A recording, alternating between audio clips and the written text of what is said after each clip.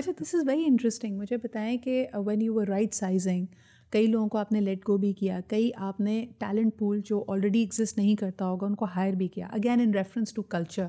मैंने हमेशा ये देखा है जो पब्लिक ऑर्गेनाइजेशंस या सेमी पब्लिक ऑर्गेनाइजेशंस होती हैं, वहाँ पे रेजिस्टेंस टू दीज पैराट्रूपर्स बहुत होता है कि बाहर से बंदा आया, इसको क्या पता, ना उसके साथ कोलैबोरेट करते हैं, ना लोग उसको सपोर्ट देते हैं, फिर उसका पैकेज भी लोगों को खलता है कि ये नया नया आया है, इसको इतने पैसों पे रख लिया।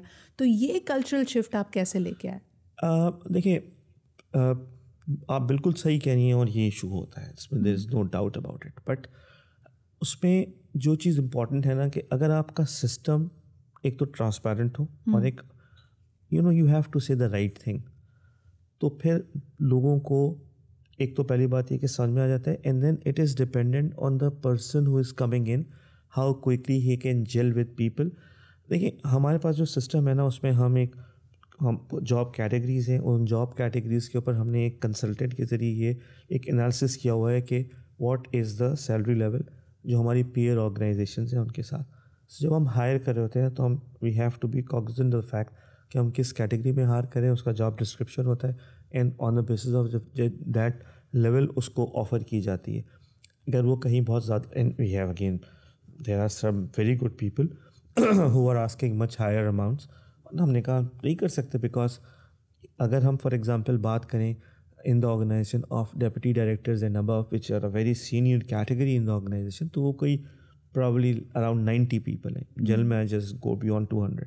सो एक आदमी को मोटिवेट करने के लिए हम एक पूरी क्लास को डीमोटिवेट नहीं कर सकते। ऑर्गेनाइजेशन एक आदमी नहीं चलाता, बहुत सारे लोग चलाते हैं। So you need to have ranges जिसमें कि आप किसी आदमी को रख सकते हैं और उसकी एक जस्टिफिकेशन होती है। सो जब बाहर से आदमी आता है, सो हमारे पास सिस्टम ये है कि हम कोशिश ये करते हैं कि हमारे पास इंटरनल सक्सेशन हो, and again I would say कि almost 60-70% we are there, we want to operate at 80%।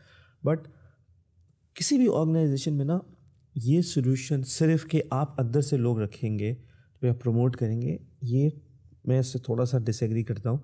और यानी लोगों को भी समझाते हैं कि देखिए, while you have your own people to go and take those positions, but at times you have to hire people from outside also, ताकि आपको ज़रा आप ना कुएं के मेंढक ना बने।